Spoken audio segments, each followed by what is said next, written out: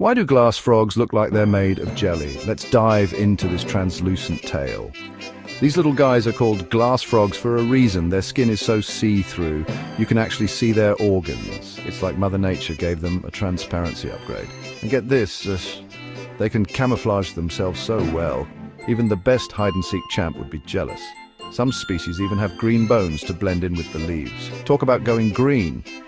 These fascinating creatures live in Central and South America. Follow for more odd facts about things you never knew you needed to know.